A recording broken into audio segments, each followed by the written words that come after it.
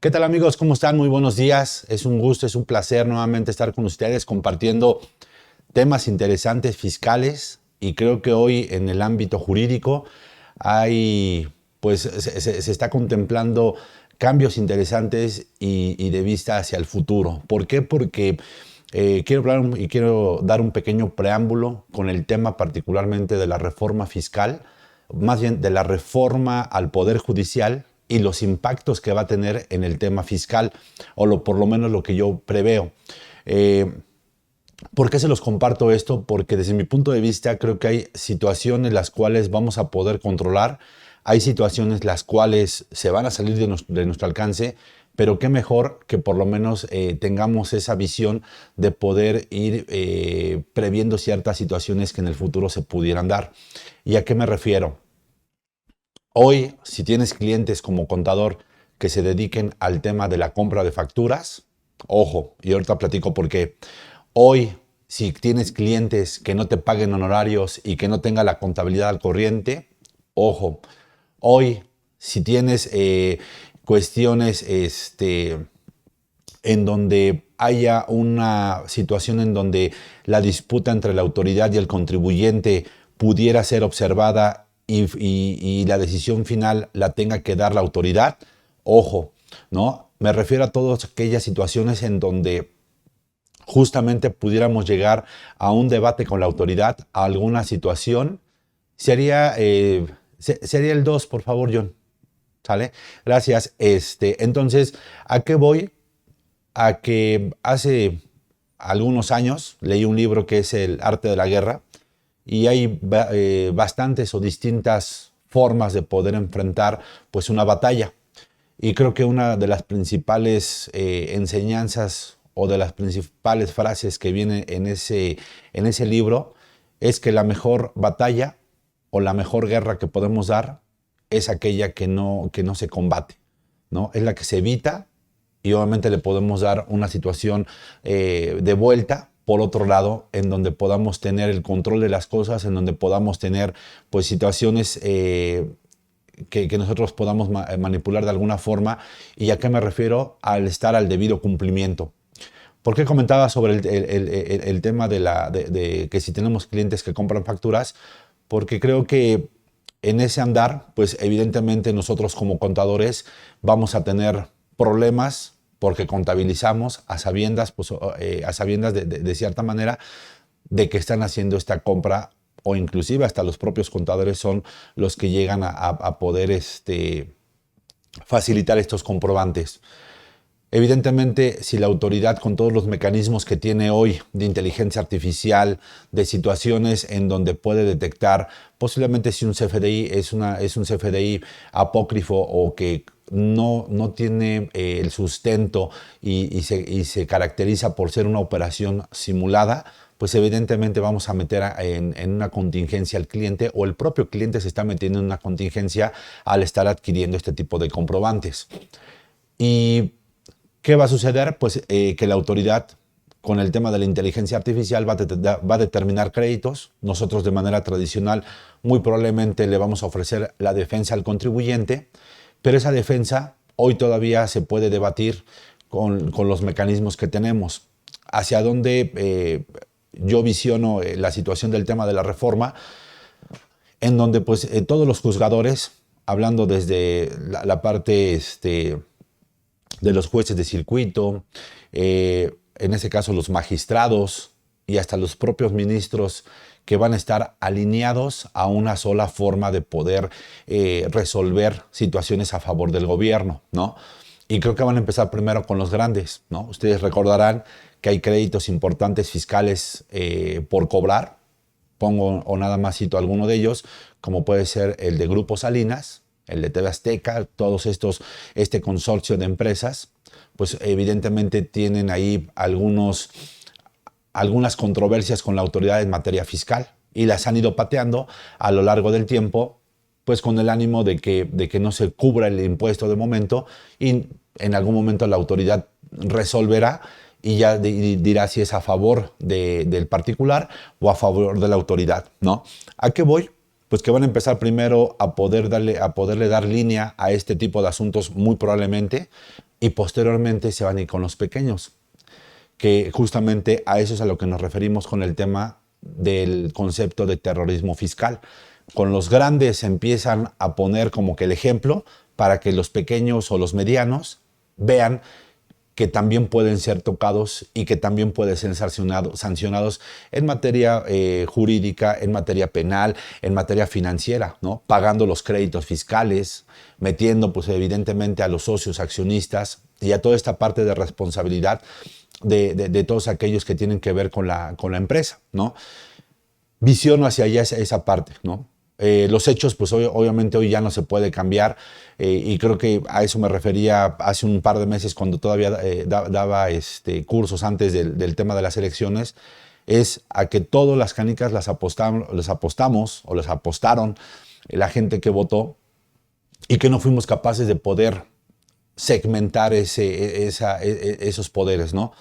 Yo los invito, pues, evidentemente, a que empiecen a visionar ese tipo de situaciones, a que ya no se les haga fácil el poder operar como lo vienen haciendo si es que lo están haciendo mal, a que no metamos al contribuyente en contingencias, que si vamos a pensar en un tema de planeación fiscal para poder, pues, de alguna forma pagar o estirar la liga, en este caso la utilidad, diferir los impuestos, que repito, no está mal, ¿no? Eso entra parte de la ilusión y la ilusión simplemente es optar por una economía de opción que me permita optimizar el tema de la carga tributaria para el contribuyente. Creo que tendríamos que medir los riesgos y las situaciones en donde nos podemos encontrar. Sin embargo, repito, creo que hoy tenemos que reflexionar, tenemos que plantearnos todavía que no está en marcha justamente esa parte de litigar ante la autoridad, pero tendremos que migrar a un modelo de mayor control, de mayor seguridad, de mayor cumplimiento.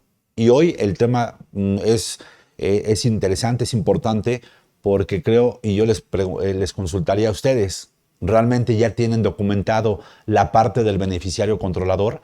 ¿Ya lo tenemos amarrado?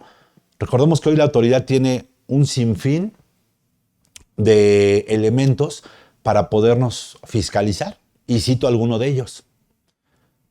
Si tengo la contabilidad al 100%, ya no hablo del tema del beneficiario controlador, hablo de la contabilidad normal de día con día, ¿no? Si está conforme a, por ejemplo, al régimen al que tributo, si está sobre flujo de efectivo, si está sobre la acumulación de los ingresos, si realmente acumulo la totalidad de los ingresos que llegan al propio contribuyente, si aplico las deducciones correctas. En el tema, por ejemplo, de los esquemas reportables, si realmente no cuento con esquemas reportables, ¿qué notificarle a la autoridad? ¿No? Hablando, por ejemplo, de la ley PIORPI, si realmente no caigo en cuestiones de operaciones con recursos de procedencia ilícita, y me refiero a los que vienen en el artículo 17 de la propia ley PIORPI, que habla sobre el tema de los certificados, de la venta de automóviles. Si me dedico a esta actividad, que esté alineado, que esté identificando a mis clientes y que esté integrando particularmente los expedientes correspondientes a esta normatividad. Entonces, ¿y qué decir del tema del beneficiario controlador? Yo te preguntaría, ¿realmente tenemos todo este tipo de elementos o de normativas alineadas y estoy cumpliendo con ellas? Si es así, realmente te felicito. Si no, yo te diría, hay mucho trabajo todavía por hacer, por cumplir, y desde mi punto de vista, el contador, aquel contador que únicamente contabiliza, que ya se desactualizó y que no utiliza los sistemas informáticos, la tecnología, la forma de analizar balanzas, de poderle dar un contexto mayor a sus clientes, creo que ese contador, y lo he repetido en varias ocasiones, está tendiente a poder pues desaparecer, ¿no? Aquel contador que tiene previstas las leyes que les acabo de comentar, creo que es indispensable tenerlo en la empresa para poder coordinar cada uno de los proyectos que ya mencionaba, ¿no? Por lo menos les mencioné 4. Yo les diría, tendríamos que tener particularmente alguien que pueda generar los procesos correspondientes para poder identificar cuáles son los controles y los riesgos que tengo en todas las áreas de la empresa, sí, eso se llama control interno. Y de manera automática, si tengo un control interno, tengo la materialidad de las operaciones, ¿no? Un proyecto. Segundo proyecto, si caigo en los supuestos de la ley PIORPI, documentar toda esa parte de los procesos de la ley PIORPI, si es que tengo alguna de las actividades del 17. Otra, si tengo esquemas reportables, ver qué es lo que tengo que enviar, analizar, y obviamente esto inclusive reportarlo en las juntas mensuales, en las reuniones mensuales de los socios o accionistas, y que sea un punto a discutir por parte de ellos, ¿no? ¿A qué me refiero? A que posiblemente pudiera tener deducciones en cuestión contra las contables, contra las fiscales, y que éstas generen un beneficio hacia el propio contribuyente. Si, por ejemplo, también estoy realizando actividades dentro de la empresa y no cobro, también podría ser un esquema reportable. Entonces, documentar todo esto evidentemente nos va a costar tiempo y trabajo. Entonces, pues creo que tienen bastante tarea para todos aquellos que trabajan en la empresa, que son los contadores, y no nada más nos segmentemos en la parte operativa de contabilizarlo del día con día, ¿no? Que también ya lo platicaba. Entonces, se vienen cambios importantes en el país. Platicábamos hace poco sobre el tema, y creo que la sesión pasada que di el tema de las cartas invitación, platicábamos en el tema de justicia y di 4 corrientes filosóficas en donde veíamos el tema de la justicia, en donde tocábamos el tema del bien común, el tema inclusive de que todo se segmentaba, inclusive había otra corriente en donde se segmentaba particularmente en los temas de comerciales, había otro en donde en la actualidad se consideraba el propio utilitarismo. Entonces dimos algunas corrientes, las cuales pues el tema particular es qué es la justicia, ¿no?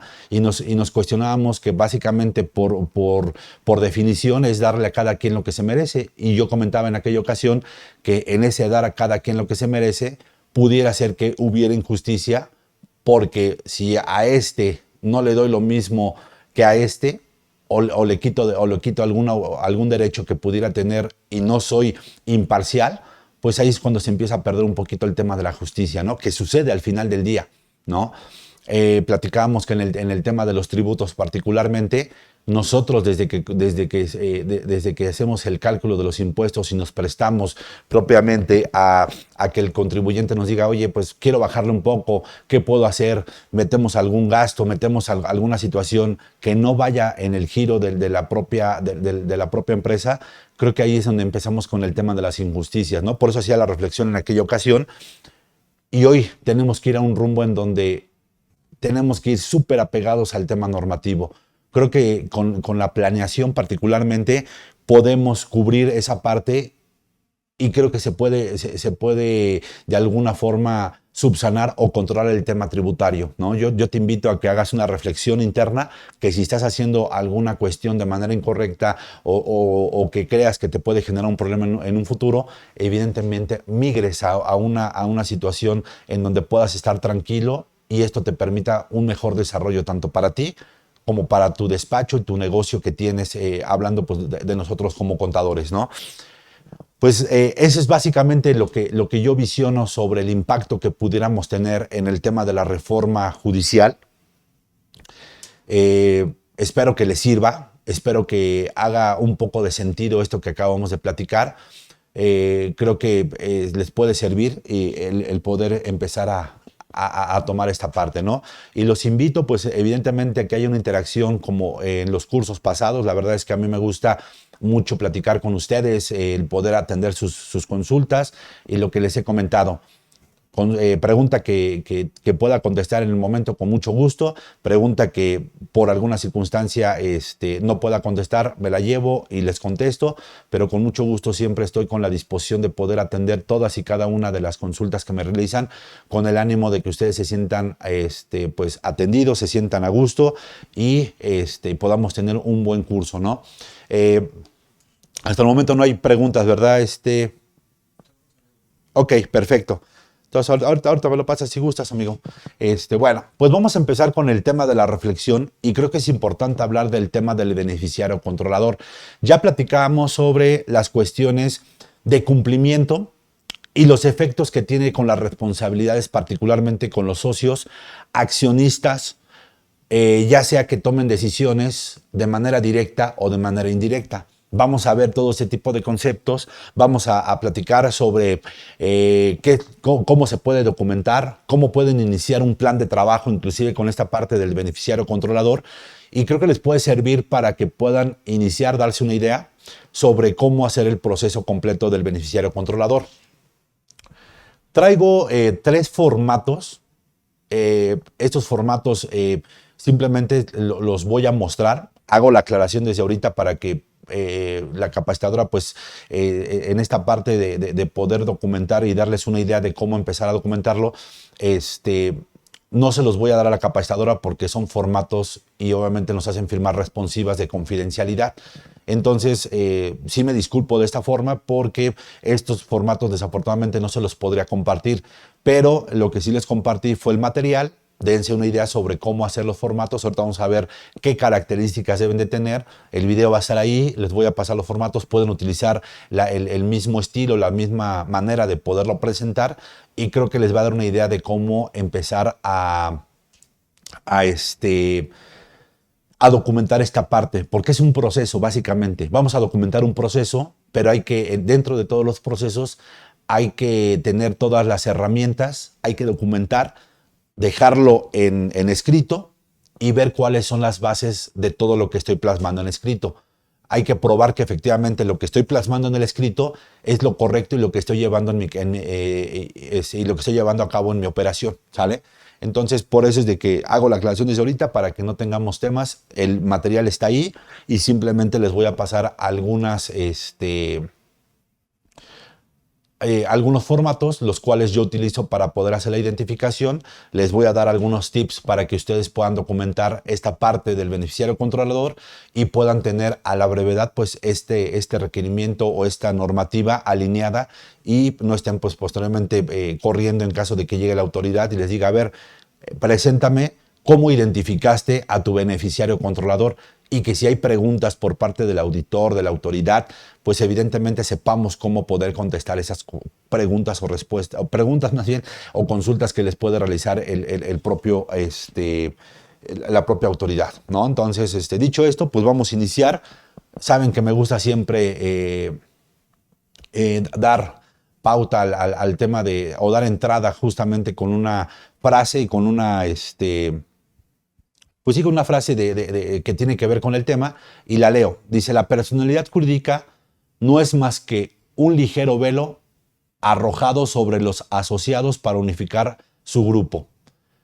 Les condensa en una sola persona que no es distinta de ellos, puesto que ellos mismos son ella y no está compuesta más que por ellos. Y esta frase de Sommeliers básicamente lo que me establece es que los que integran la sociedad están representados por una figura ficticia y así lo establece la propia doctrina y la propia normativa. Esta doctrina pues evidentemente establece que pues como tal la persona jurídica, la empresa, simplemente es la representación o la fachada para que puedan todas las personas físicas hacer actividades o actos jurídicos. Entiéndase actos jurídicos, celebrar cualquier tipo de contrato, de compraventa, de préstamo, cualquier situación que tenga que ver con los actos jurídicos, pues obviamente lo puede celebrar la persona jurídica en representación de todos los socios o asociados que están dentro de la moral. ¿Por qué comenta? Pues que todos estos son ella misma. Pues porque al final todo lo que ellos ejecuten, la toma de decisiones que ellos tengan, van a repercutir en la persona jurídica. Hace unos días, en temas de doctorado, platicamos sobre hoy las sanciones que se tienen particularmente a las personas jurídicas, porque recordemos que ya hace de algunos años las personas jurídicas pudieran tener sanciones interesantes, que la más complicada puede ser desde las multas e inclusive hasta la propia disolución de la persona moral. Sin embargo, lo que hacen las empresas para que justamente no suceda esto, y nada más pongo en contexto, no por menospreciar, pero sin embargo pongo en contexto y pongo en ejemplo esta situación. Imagínense que por alguna situación de responsabilidad con los socios accionistas por una falta de control, tomen alguna decisión, caigan en un delito penal y por no tener los controles correspondientes, por no tener ese famoso compliance, que repito, no nada más es en el tema fiscal, en el tema laboral, en el tema contable, en el tema financiero, ¿no? El tema del compliance debe de ser algo que se permee de manera general en toda la empresa, ¿no?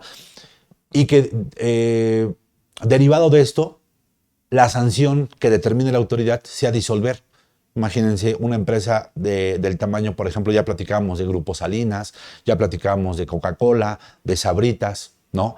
Y lo mismo podría pasar con alguna de las empresas que nosotros llevamos, ¿no? Que podrán ser de pequeñas, medianas o grandes empresas. O puede ser que ustedes también lleven una transnacional, pero ellos ya tienen muy definida esta parte y estas situaciones para poder evitar la disolución propiamente de las empresas, ¿no? Entonces, por eso es importante contemplar que toda la toma de decisiones venga amarrada con un tema de control para poder contemplar y disminuir el riesgo de la toma de decisiones, ¿no? Entonces, es importante considerarlo. Por eso es de que todas las decisiones que se tomen aquí entre los socios, accionistas, asociados, van a recaer en ella misma, ¿no?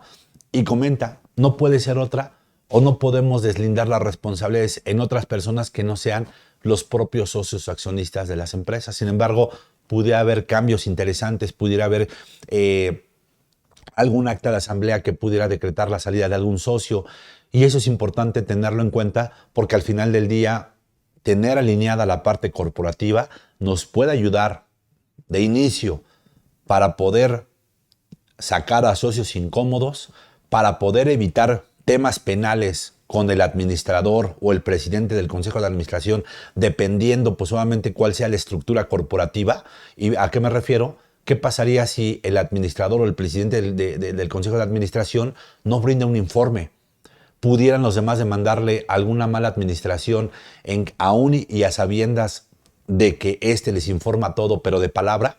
Si yo no lo dejo plasmado en un documento, si ellos no me autorizan o no me aprueban los estados financieros de manera anual, pudiera estar generando un tema importante, interesante hacia el administrador único o al presidente del consejo de administración, porque realmente no estoy rindiendo las cuentas necesarias y no estoy diciendo hacia dónde va el negocio, ¿no? Entonces, creo que es importante esta parte corporativa, tenerla alineada con los libros, con las sesiones de socios accionistas, platicando temas que ya comentábamos hace rato.